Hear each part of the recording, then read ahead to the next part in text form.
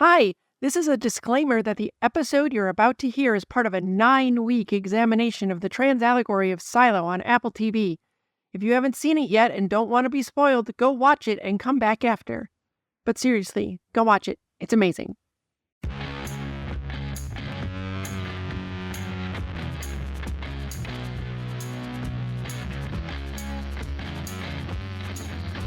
Welcome to Tilly's Trans Tuesdays. It's time for the third installment of the unintentional Trans Allegory of Silo. Television core operating at peak efficiency. It's time to silo up. This week we're covering episodes 2 and 3 of season 1.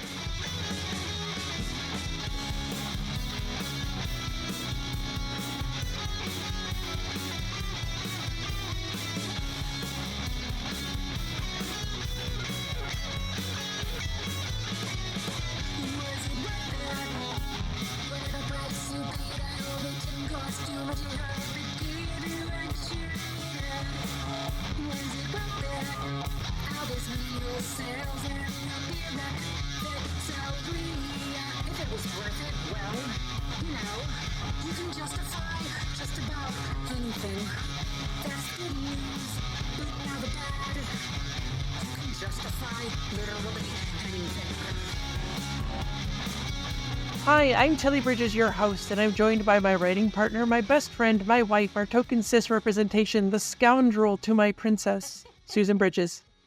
Hello. And of course, our returning discussion partner, the lovely Samantha Cuddy. Oh, thank you. Hello. All right, so what has been the most surprising thing about your transition? Ooh, that's a good one. I'm going to be perfectly honest in a little vein in that how much HRT has affected me. Yeah. I started HRT at the age of, I have to do math here, in my late 30s, 37, 38. That's the best math you get right now. And I've been on HRT for over 2 years now, and the changes, while subtle and slow, I'm to the point where I look at old pictures and I'm like, who is that person? Yeah. I do admit that as I mentioned in an earlier episode, I did get top surgery recently, which also helped out things. But the fact that even it's not a young person's game, so to speak. Yeah. HRT is slow. Your mileage may vary, but personally, that's been like one of the most surprising things about my transition is how much it's worked both physically and mentally for me. Yeah, you never know what you're going to get from it, and everybody gets something different. It's not the same for all of us, which is what makes it, part of it so hard. But there is a prevalence, I think, of information online where people say if you don't start HRT by a certain age, you're not going to see any effects, or you're going to see drastically reduced effects. And that's not true. That's not always true at all. You just don't know. And it's always worth trying. And it is never too late to start, on any path, in any way, getting to be more of the true person that you are. And the same thing has happened for me. Like, when I started HRT, you hope it's going to help. You hope it's going to help you see yourself and feel like yourself and look like yourself, but you don't know. And so when it finally starts to happen, it is an absolute surprise. The first time I saw my reflection and it looked more like me than it ever had, it blew my mind. Because you go your whole life without it. You start to think it's not even possible. You'll never see yourself that way. And so when it does happen, it's a really magical thing. And that's where I feel representation matters. Visibility matters because, like you said, a lot of information's like, you don't start by here, too bad. But yeah, seeing once my eggs started really cracking and I happened to luck out into kind of following the right circle of people who later in midlife, so to speak, parents established, in kind of seeing how their transitions have gone, the changes that they had, it's like, oh, it's not too late. Right. And it's never too late. That's the thing I want to say to anybody listening is it's never too late. Absolutely right. And if you haven't seen Matrix Resurrections, that's one of the biggest themes of the entire movie, is that it is never too late to become your true self. So don't listen to those people who say it is. When my wife and I watched that for the first time, I was just like, pointing out, like, that's trans representation. That's what I was going through. Yeah, it's pretty amazing. All right, so let's dive into episode 2 of Silo. We see them wrapping Holston with the bad heat tape. His last words, sorry for all the fuss. He's still putting the feelings of cis people over his own need to learn the truth about himself. So deep is the conditioning to conform. We shouldn't have to apologize for our existence. Again, see the Trans Tuesday on Cis Grief for more on how awful this is. I don't know if this is just a me experience, but I did so much of that in the early days. Like, hey, sorry, this Yeah, is going to cause issues. Sorry, I'm trying to get ahead of this. Sorry. It's yeah, nothing to be sorry about. It's you becoming yourself. It's you embracing who you are to be your best person, your best version of yourself.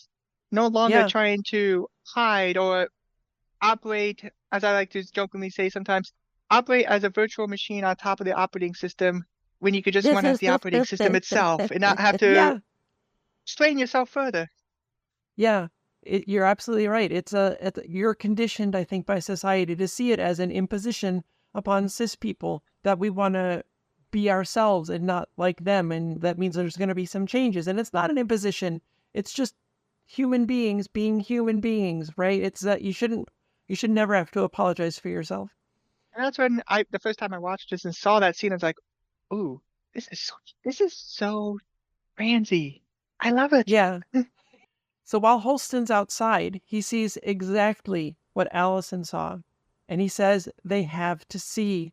And so he cleans the sensor. He's trying to help everyone else see the truth that he sees, but of course they can't.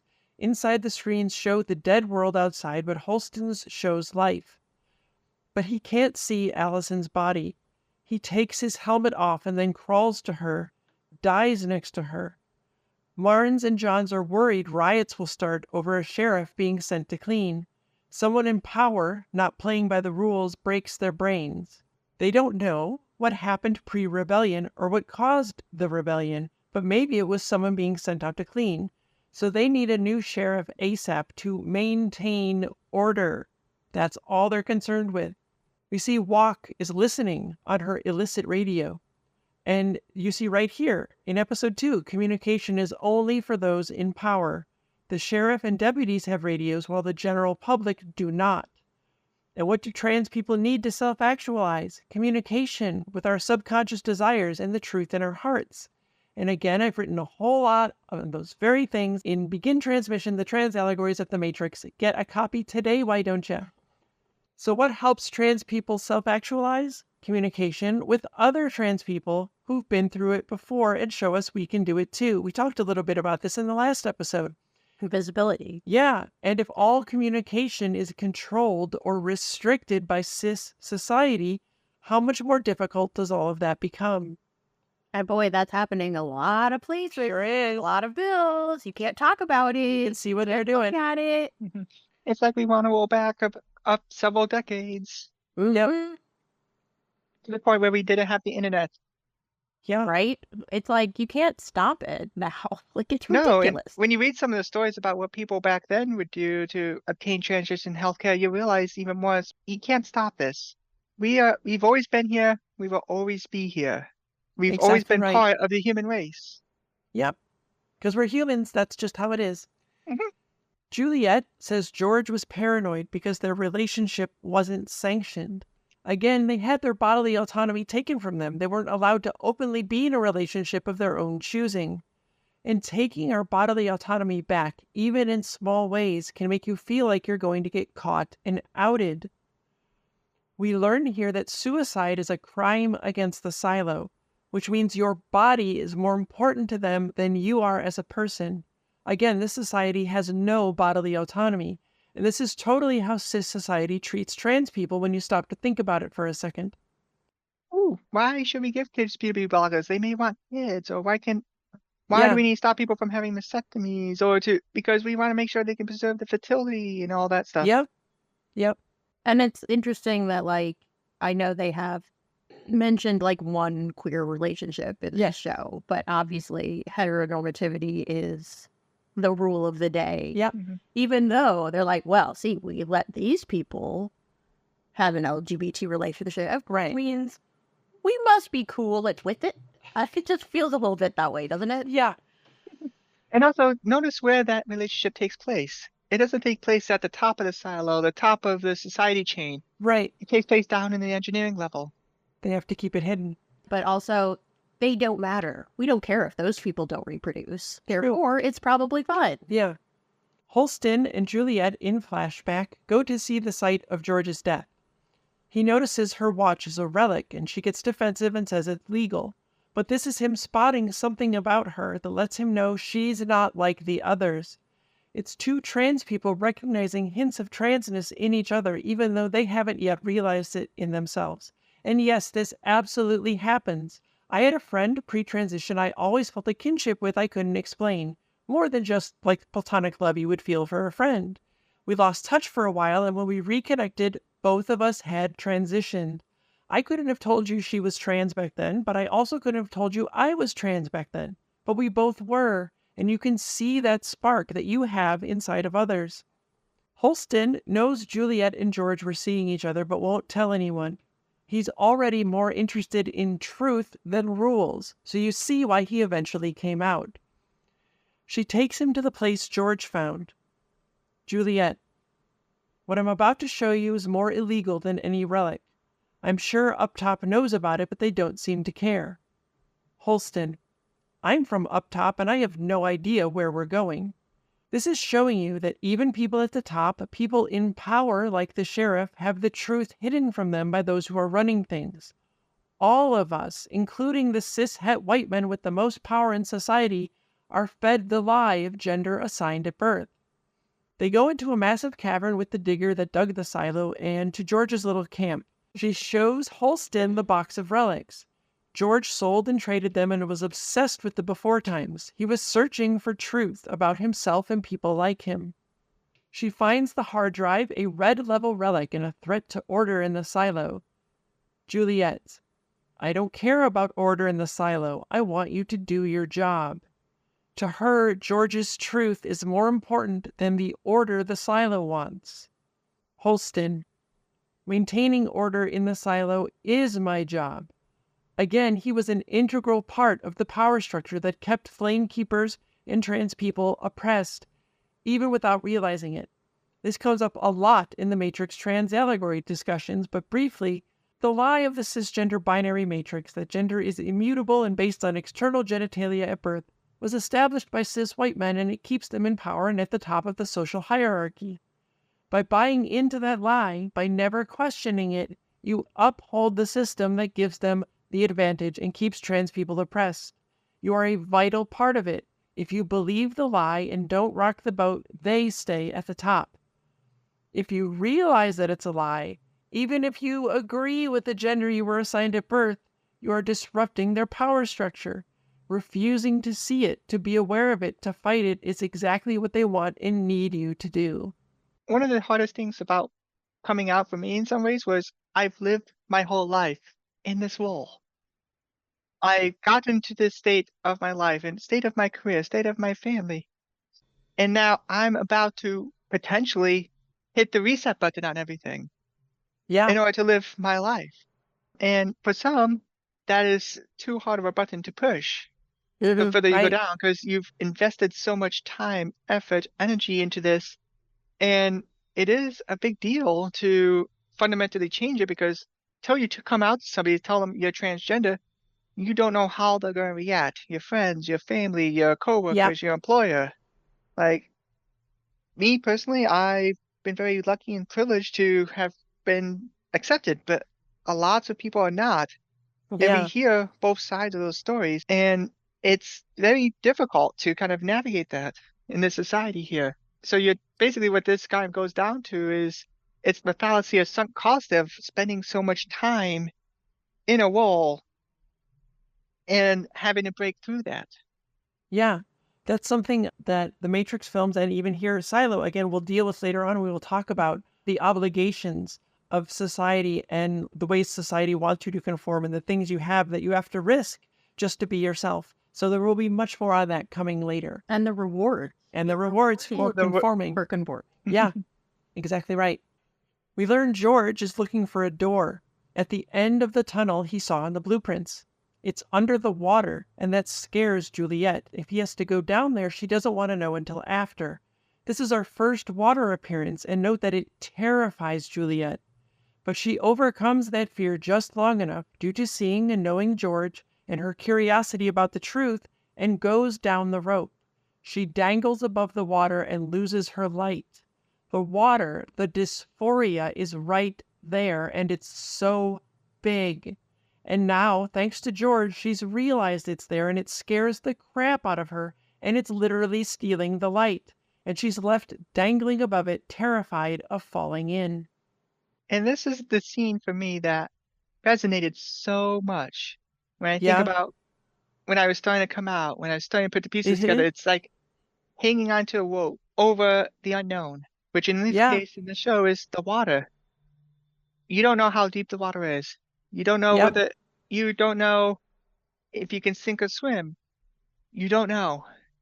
And letting go of the rope at that point is a leap of faith, so to speak, in accepting who you are, that it will be okay. But it's scary. It's so scary. Yeah, it absolutely is. Oh, and it's important that it's not something Juliet has ever seen before. Right. Growing up in the silo. Right. This is insane. Like, it just never. You don't even have pools. At least that's what we. Right. Where they don't have pools, she doesn't know how to swim. She said that outright. That's right. Yep. And the rope dangles over the water. It's not like she can just climb down and get to the water. She has to let go and drop. Right. So you lose your safety net, like you do when the minute you say, I am trans. Because once you say that, it's not like you can take it back. Like even if I was just kidding. Yeah, that doesn't work. No, it doesn't work. No. All right. So then, episode 3. Juliet makes it back up the rope, but she's terrified. We see she starts drinking and being self-destructive. And guess what happens to a lot of people when they realize the thing that always made them feel terrible was gender dysphoria.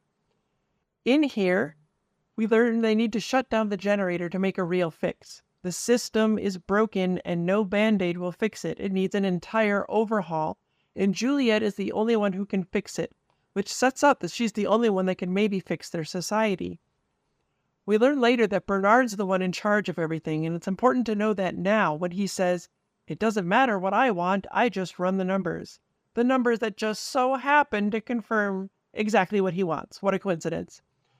Bernard says Juliet is the thief who stole 4 boxes of H57 tape from IT. This is heat tape that keeps their servers from cooking. I only mention it now because this is where it comes up, but again, we're going to talk about the heat tape at the end. It's also interesting that he's fixated on the heat tape at this He really point. is. Out of a population of, I forgot what the population is. It 10,000 people in the 10,000. 10,000, yes. And he's fixated on 4 boxes of heat tape. Foreshadowing? They're very, very important to him. I wonder why.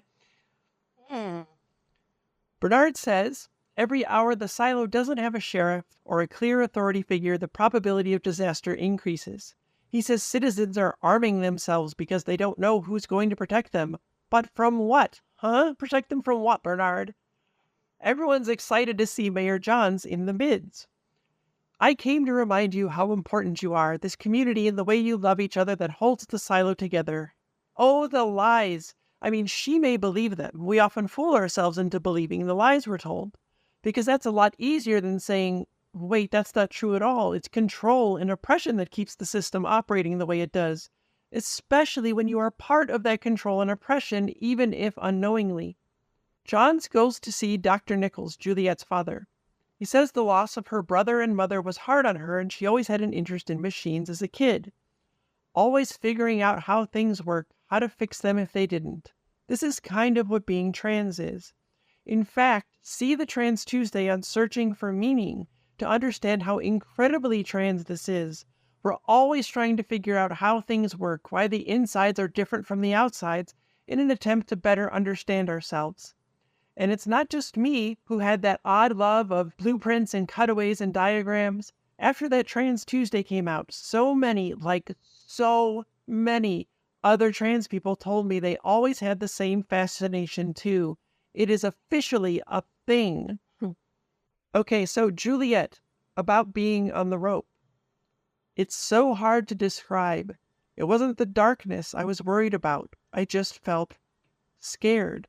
That much water, it was more water than I'd ever seen, and I couldn't do it. I couldn't go down there. I feel pissed off.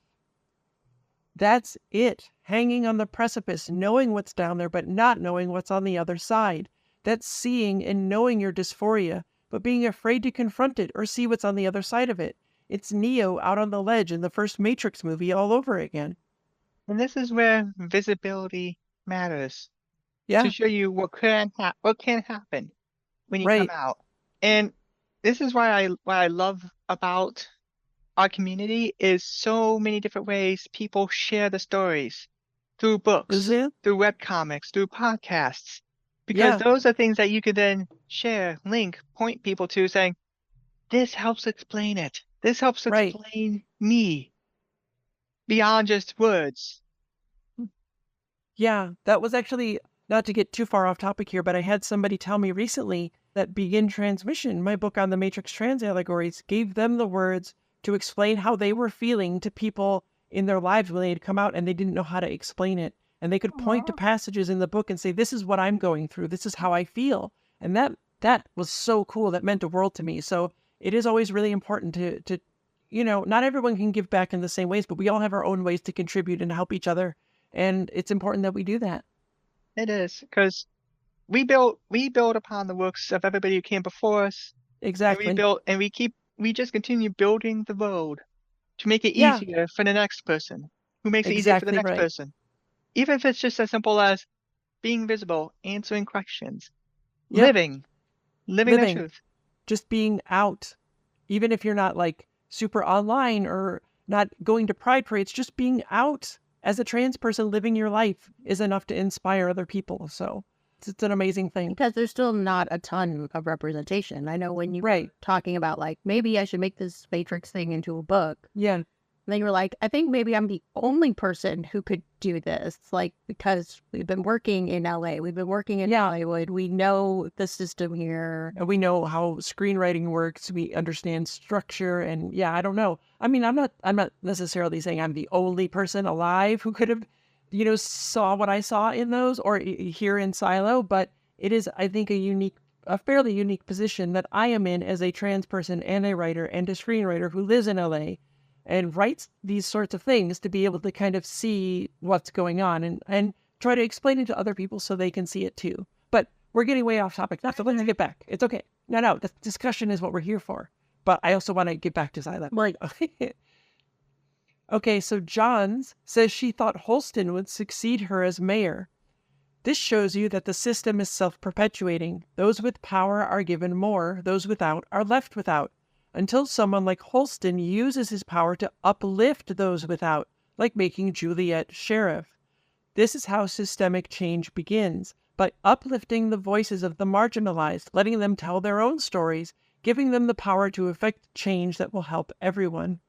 What I do want to comment, though, Holston's deputy actually hid at first Holston's choice. Right. Yeah, and he kind of attributed to, well, he was not all there mentally. Right. Oh, because he wanted to go out in transition. He clearly can't trust what he said. Yeah. So he hid it from Johns until later on when she got like what society was saying the next shift should be. And then Holston's deputy, whose name I forgot and I feel bad now. Barnes, thank you. Yeah. Gave her the note that Holston wrote, like the very legalese note naming Juliet. Right? We see that the generator is failing for real. Juliet goes in to try and save it and relieves some pressure, but the problem persists. This is a metaphor for her acknowledging her dysphoria, seeing the water down there. What's water under pressure? Steam, which powers the generator. The pressure cis society puts trans people under is literally what powers their ability to stay at the top and in control. Juliet relieved some of the pressure on her by acknowledging that dysphoria. Knowing what it is can be a relief after a lifetime of not. But the problem persists. It's not a solution. It's just the first step to fixing the actual problem. Johns goes to see Walk and mentioned Walk's radio is so prohibited by the pact I don't know where to start. Walk was married to a lady, but it went south. We learn why that is later on, and yep, it ties into Walk being a closeted trans person. And yet Johns doesn't take the radio away. She does not. Because she likes Walk. And break the rules if someone empowers. If we like you. Juliet sees Marnes and asks if she's under arrest. It's the first thought that came to her, because even if she hasn't consciously self-accepted, she knows she's been asking the right, quote-unquote wrong, questions and society won't tolerate it. Johns says Holston wanted Juliet to replace him as sheriff. Juliet is surprised and declines. She doesn't want to be part of the machinery of oppression. She wants to fix things, and they don't seem to let people do that. Johns gives Juliet Holston's badge as he requested. Juliet says Hank, the down deep deputy, should be the sheriff, but they'd make him cut his hair. She knows that to be up top you must conform, and she has zero desire to do that. Hank sees something on the back of the badge. Juliet looks at it. We later learn it says truth. It's the sign Holston said he'd send her. She tells Johns she'll take the job on the condition she fixes the generator before leaving. They have to shut it down. Johns: that's never been done. People are going to be terrified.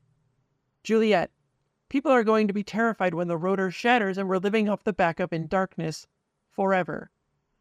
Just because something's never been done and people are scared of it doesn't make it bad. And if you don't fix the massive societal problem, it could leave 10,000 people in the dark forever. Again, we say hello to SUPERtext. John says tonight, with power off for generator repair, people will be scared. If the power stays off, they'll need the keys to the gun safe. The people at the top immediately jump to violence to secure their station. Not helping the scared people, not medical teams on standby. Guns. Okay, now listen, even outside the allegory I'm talking about, the entire generator repair scene is an absolute masterclass in stakes and rising tension. It's some truly fantastic writing, acting, and directing. Just be sure you appreciate it because it's television at its best. The scene gave me a heart attack, okay? And the special effects, the whole scene was just so... Yeah. I got goosebumps, okay. During the repair, Johns and Marnes go out to look at the dark and empty silo. They're the only ones who can break curfew, so they float the rules with no repercussions. Nobody else would be allowed to do what they're doing, and they take it for granted. This is exactly what cis people do with a lot of things. A big one is all the gender-confirming medical care they get and then turn around and deny to trans people. See the Trans Tuesday on that very topic for more information. They're out of time to repair the generator. The pressure is too high and it could explode. Juliet buys them more time by going in with the overheating valve with a fire hose to cool it down. It works, but she's in a hole and the water is rising and she can't shut it off. The water is rising and she can't shut it off. The dysphoria is growing and you can't stop it. But she stays because it's the only way to fix the problem. And we know she can't swim. She cannot. You must acknowledge the dysphoria before you can fight it, even though it may drown you. But if you can get through it, you can save yourself and everyone else. It is a community effort. She saves them and they save her. We get through it together and the lights come back on. Juliet goes to see Walk and gives her the video camera relic, hoping she can figure out what it is. Walk tells her, don't end up like George, because asking questions and challenging authority can get you killed. Why do you think Walk has stayed in the closet her whole life? Juliet flips Holston's badge and we see truth etched into the back. And so up she goes to take the job, hunt for the truth, and try to make a change. Thanks for being here, Samantha. Thank you for having me. Can Juliet make that change? Will she? And what happens when the truth isn't what you want it to be? Come back next week. Tilly Bridges, end transmission. Tilly's Trans Tuesdays is hosted by Tilly Bridges and Susan Bridges, with audio editing and sound mixing by Jillian Morgan. Special thanks to Daisy and Jane for the use of Sorry Not Sorry as our show's theme music. Please stop by and show your support at daisyandjane.bandcamp.com and soundcloud.com/daisyandjane. You can find me at Tilly Bridges on Twitter and Hive, on Mastodon at tillybridges at mastodon.social, at facebook.com/TillySBridges, and on Insta at HeckYeahTillyBridges. and you can find Susan on all of those at Susan L. Bridges. The Google Doc and social media versions of this week's topic and all past topics are available at Tillie'sTransTuesdays.com. For more information, visit pendantaudio.com. Thanks for listening.